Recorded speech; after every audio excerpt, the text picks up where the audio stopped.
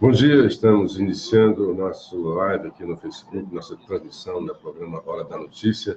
E de início já quero agradecer quem ontem fez o compartilhamento do nosso vídeo, como o João Marcelo, querido João Marcelo, o Herbert Hipólito Araújo, o José Medeiros Vasconcelos, a Inês Mororó, nossa querida Inês Mororó, lá da Varjota, a TT Santos, lá do Morrinhos, bom dia, Marileide Menezes, o Danilo Taxista, que sempre está compartilhando, Socorro Lopes, nossa querida amiga Socorro Lopes, Fernando Castelo Branco, nossa querida Célia Martins, o Olavo Souza, o Bivar Guimarães e o Edival Filho Ajuda, que é lá de Sobral, e está sempre assistindo o nosso programa. Bom dia para quem já entrou aqui, a Marileide, o Flávio Cavalcante, o doutor Paulo Roberto Soares Nobre e a Fátima Oliveira.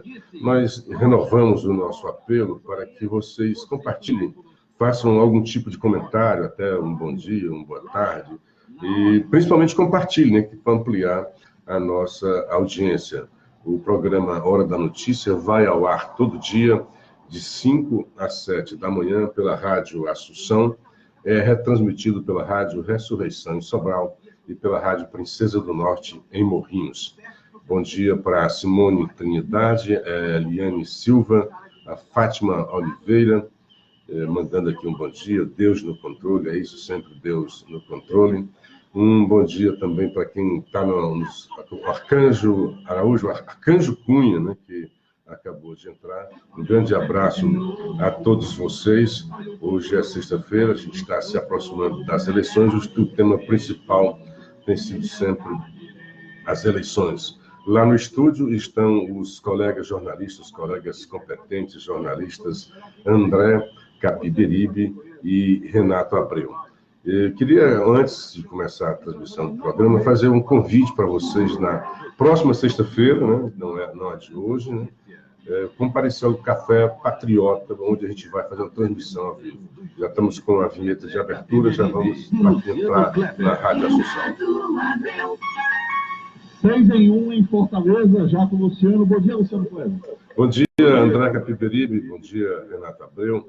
Bom dia, nossos queridos ouvintes da Rádio Assunção Cearense de Fortaleza, da Rádio Ressurreição em Sobral e da Rádio Princesa do Norte em Morrinhos. Bom dia para Ana Célia, para o Expedito Boto. Um bom dia especial a quem já nos alcançou pelo WhatsApp no 9616-1470, como o Roberto do bairro Ellery, o Jesus Alves de Calcaia, o professor Fontoura, o André e esse pessoal todo. Tem muita gente que tem aqui, eu acabei não pegando o nome, estou vendo aqui de imediato. A Sandrinha, nossa querida Sandrinha, que coordena o nosso grupo de ouvintes, o Bivar Guimarães, dona Ana Maria Gugel, o Neném. Um grande abraço a todos vocês que estão nos acompanhando aqui, tanto pela Rádio Assunção, como pela transmissão ao vivo no Facebook. Bom dia, amigos. Bom dia, muita gente boa. Nosso cordial abraço a todos. Luciano Dias Toffoli assumiu para presidente do Supremo, sei lá, recitou Cazuza, Renato Russo, enfim. Ele disse que o Brasil não está em crise, está em transformação. O presidente do STF Pop, né? Eu gostei, acho que dá uma visão assim, mais modernosa do que seja o STF. Ele faz uma linha de marcação entre a Carmen e agora ele, né? Eu gostei da ideia de que não está em crise, mas na verdade assim, toda crise é transformação. Isso é apenas uma retórica. É óbvio que o país está em crise e deve aproveitar essa crise para a transformação, porque a crise é também uma oportunidade de você melhorar. Você sai da sua zona de conforto. Quando tudo está muito bem, quando tudo está muito tranquilo, você não tem condições de ampliar, de ampliar os seus horizontes. Então, é o Brasil aproveitar essa crise para se transformar, para melhorar como nação. E não há nada melhor, a gente está num momento maravilhoso de fazer essa transformação, de sair daquilo que a gente não queria, para buscar votar de acordo com o que você almeja de bom para o Brasil. Aliás, por falar nisso, eu sou um pouco contrário ao voto útil, e o Alckmin também era contrário ao voto útil, né? E agora, quando o voto útil o beneficia, ele muda de discurso, né? Está até dizendo que quem vota no Bolsonaro pode ajudar a trazer o PT de volta. Então, está tentando agora fazer o discurso do voto útil, que ele se dizia contrário. Eu acho que votar útil é um pouco você abrir mão dos seus sonhos. E as eleições em 2 turnos servem exatamente para isso. Nesse primeiro turno, você vota naquele que você sonha, no candidato que você gostaria que fosse presidente da República. Já que a gente tem uns 7 candidatos, escolha um daqueles que se aproximem mais dos seus sonhos. Não parta agora, no primeiro turno, para você votar contra. No segundo turno, sim, né, tudo muda, são só 2 pessoas, não pode não estar ali a pessoa que você queira para governar o país. Aí, nesse momento, pode ser que o voto útil seja utilizado, né? Então, vote nesse momento contra aquele que você não quer que governe o seu país. Mas, nesse primeiro turno, eu não acho legal o discurso do voto útil. Serve exatamente para isso. Eu votar no meu sonho, naquele candidato que eu sonho que será o melhor para o meu país. E não já antecipar para o primeiro turno, começar a fazer operações matemáticas, né? Se eu votar nesse daqui, o outro vai se eleger, portanto, não. Você terá um segundo turno para deixar de lado, para votar contra aquele que você não quer governar o país. Então, vamos deixar, se vai ter o voto útil, deixe para o segundo turno. Vote agora nos seus sonhos, naquilo que você acha que pode transformar o país. Então, o Toffoli está longe de ser aquilo que muita gente imaginava, que ele seria um ministro petista, né, que iria fazer do STF a pauta dos interesses do petismo. Eu acho que não, ele está um pouco acima disso e está mostrando assim, olha, o país não pode ficar refém dessas pautas menores, né, tem que partir, e isso está o discurso dele, né, partir para transformar o país, para não ficar olhando para o retrovisor. É isso que eu tiro dessa frase dele, de que o país não está em crise, o país está em transformação. O próprio ministro Gilmar voltou a elogiar, é o seu dia todo. Pois é, ele foi tão criticado, né, porque o passado dele fala mal dele, né? Ele foi muito petista, foi militante petista, inclusive na área como operador jurídico, né? Eu chamo operador jurídico aquele que realmente opera, né? Aquele que trabalha, aquele que age na área jurídica, né? Muita gente diz que é operador jurídico, mas nunca fez nenhuma ação, né? Eu vejo ele dizendo por aí. Você vê essa declaração do general Mourão, que disse, enfim, disse que não vai fazer, até porque ele é candidato a vice, não é candidato a presidente, mas ele defende uma Constituição feita lá pelo Conselho de Votados, e não necessariamente pelo Congresso Nacional. Olha, tem uma, porque muita gente está criticando isso, né? Como é que é? Tem a eleição que não é eleita pelo povo. Não, o que ele está querendo dizer, eu acho, né? Vamos só fazer uma pequena reflexão. Como é que foi essa eleição, essa Constituição de 1988? Ela foi votada e depois notou-se que havia ali algumas falhas, como na verdade tem, né? Até contradições dentro da Constituição, é por isso que o STF tem sido tão ativo, né? Judicialmente ativo, porque há muitas contradições dentro da própria Constituição. Aí algumas contradições gritantes foram verificadas e dizem que depois mesmo de assinada, ela foi alterada. Isso foi ruim, foi bom? Foi até bom, né? Porque ela manteve-se mais coerente. O que eu imagino, assim, é que Constituição é realmente uma coisa que deve ter muitos juristas ao lado para ajudar a fazer uma coisa congruente. Então, esse conselho de notáveis, como eu compreendo, seria para, olha, o que é exatamente, seria como que o conselho de redação, né, uma redação constitucional. Então, vem os anseios do povo, que é o povo que o poder emana do povo mesmo, né?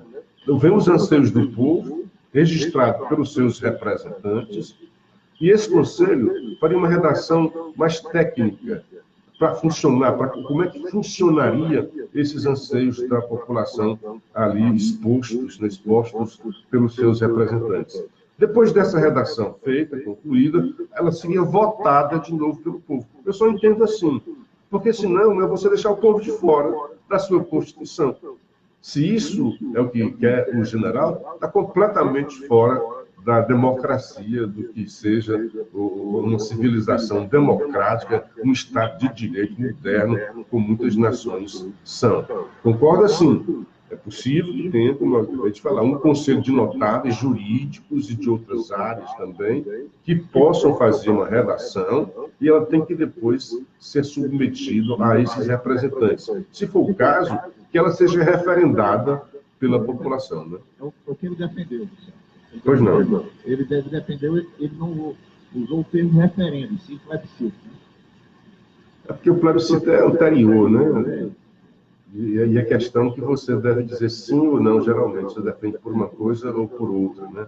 O referendo é algo que você fez, você concorda ou não com isso daí. Mas se não concordar, tem que refazer. Senão não tem nem legitimidade a Constituição. Imagina, a elite vai fazer a Constituição e o povo obedeça. É o contrário, né? O povo tem que legitimar essa Constituição para que todos obedeçam.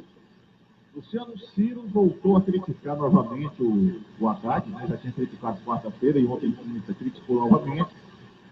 No entanto, após as críticas, Ciro disse o seguinte, em aspas, se ele, o Haddad, for para o segundo turno, veto dele, simples assim, como voltei nos últimos 16 anos engolindo tudo o que eu não precisava engolir. Ou seja, Ciro já declarou voto a Haddad em um eventual segundo turno do Haddad com o Bolsonaro.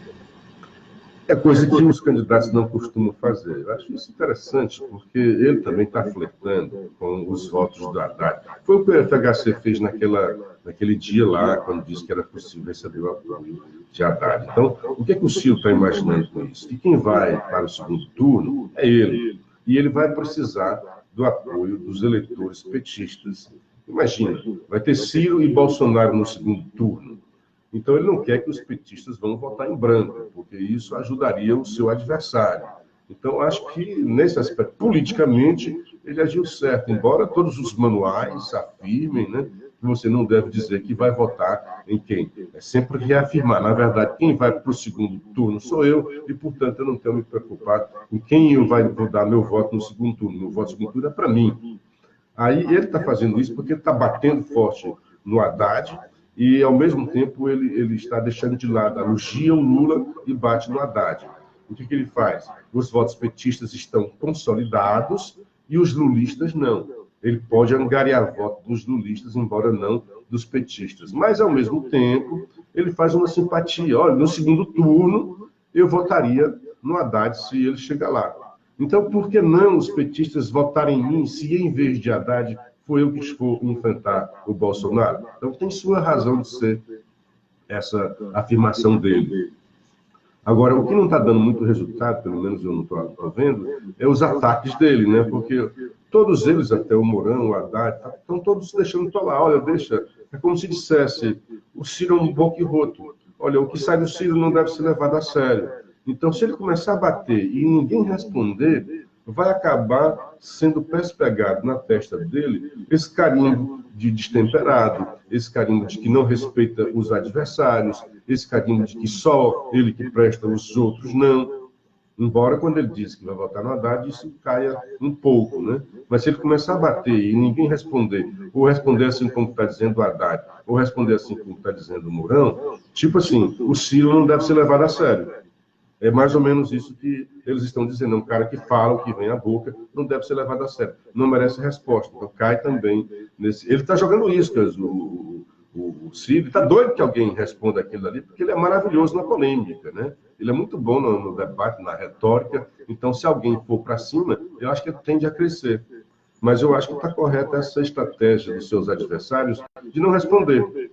De dizer assim, não, Ciro é um doidinho. É mais ou menos isso que eles querem dizer. Não, Ciro é um que não tem papas na língua, que não raciocina, é um destemperado, é um perturbado. É mais ou menos isso que eles querem dizer do Ciro. Porque o que tem hoje do Ciro é que o Ciro é um cara muito preparado, mas tem esse problema aí de que não controla a língua.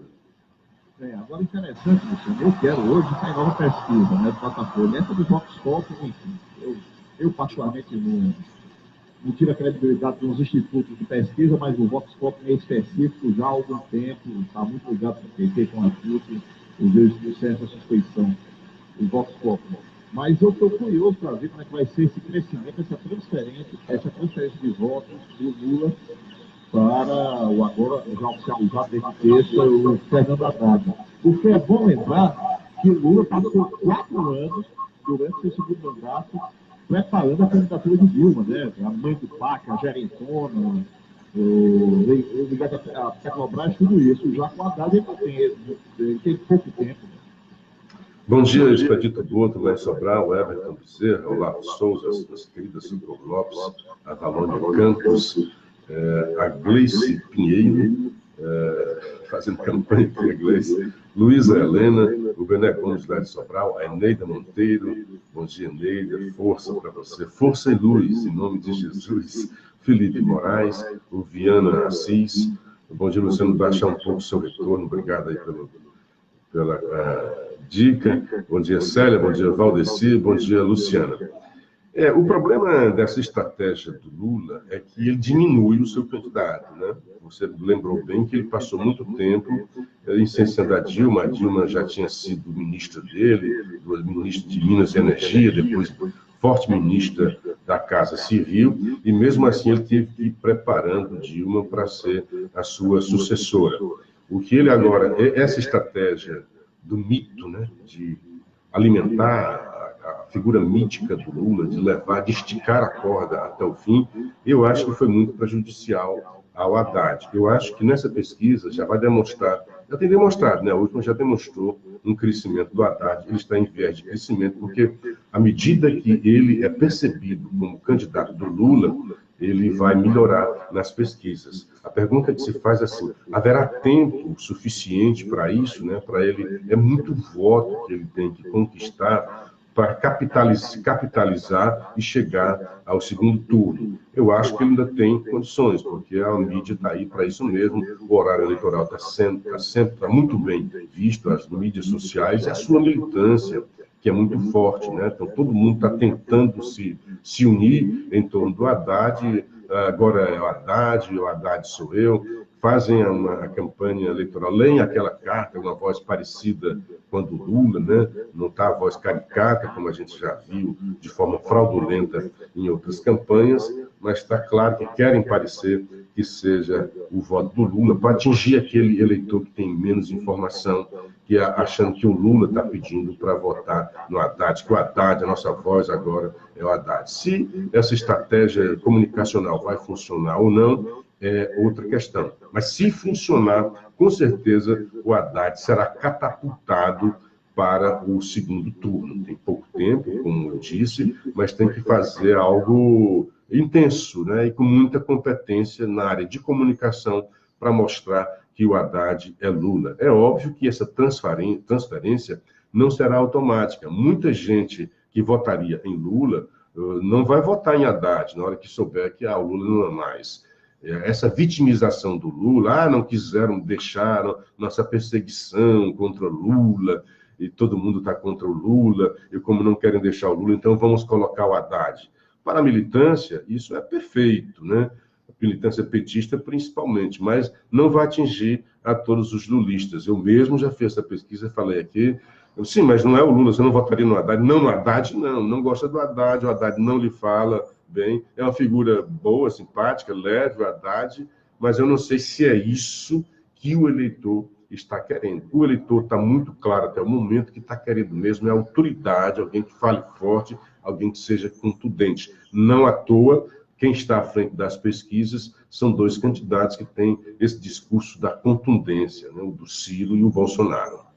A própria Marina, que tem um discurso mais afável, estava em segundo lugar, teve uma queda brusca até nas últimas pesquisas, né? Agora está tentando recuperar principalmente os votos nordestinos. Quem está fazendo, particularmente, foi o programa eleitoral mais bem elaborado, plasticamente, também de conteúdo. Eu achei muito bom o material, o telefone de campanha do Meirelles. Mas impressionante como ele patina, né? Não sai do ponto. Mas vê que ele subiu, né? Na primeira pesquisa ele teve um crescimento astronômico, de 200%. Mas é assim, ele saiu de 1 a 3, né? Continua lá embaixo. Eu concordo com você, é uma campanha que me agrada, que me atrai, né? Mostra muito bem o candidato, é o candidato da competência, né? Chama o Meirelles, é um mote maravilhoso. Aliás, ele tem umas frases muito boas, não sei se você viu, porque o Boulos tenta fazer umas frases de efeito, né?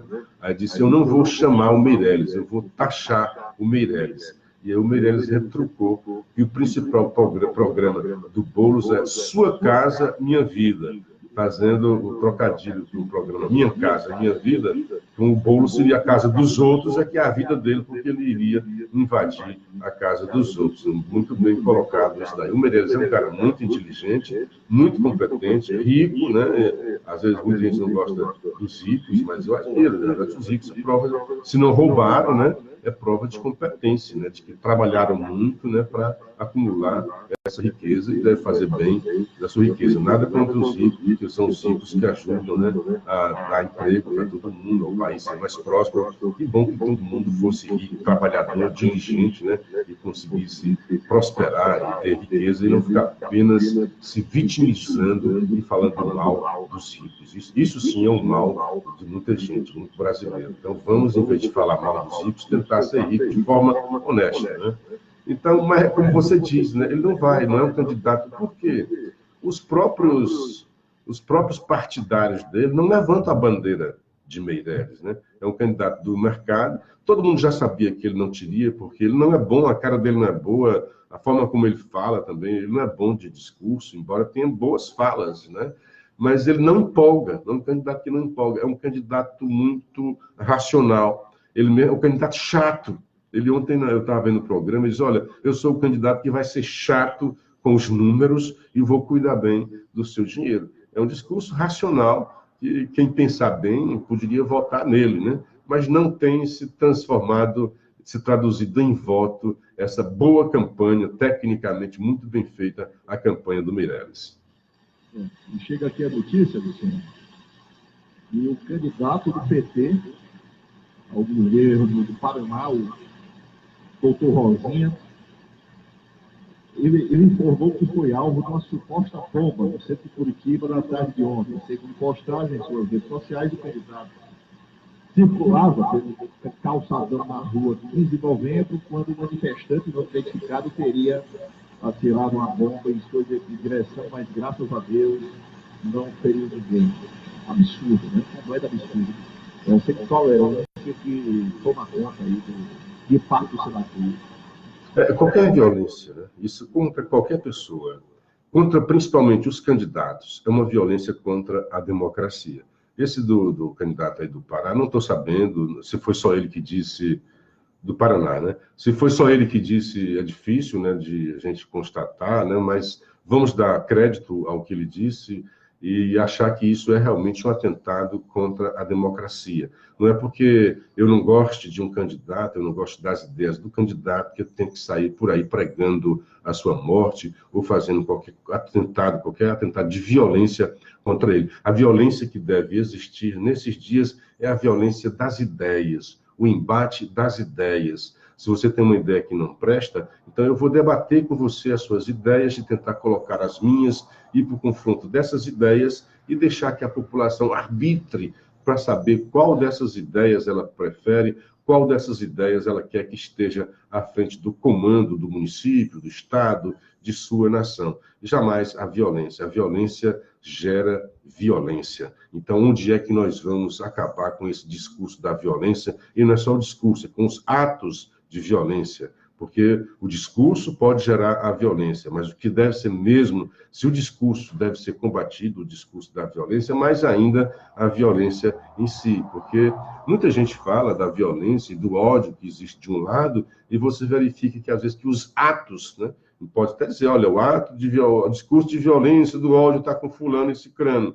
Aí esse discurso acusador perde força quando é o seu lado que faz os atos de violência, como estou falando especificamente no caso do Bolsonaro, né? Porque todos falam que o discurso dele é o discurso de ódio, da violência, prega a violência, mas a gente vê o discurso do outro lado que também tem violência, e principalmente atos de violência, não só discurso, mas atos de violência. Então, da mesma forma que nós achamos que foi deplorável, e aí o seu fato é muito forte, o que houve contra o Bolsonaro, também nós repudiamos esse ato contra o candidato petista lá do Paraná. Jamais partir para esse tipo de agressão, que é uma agressão não só ao candidato, é uma agressão à democracia.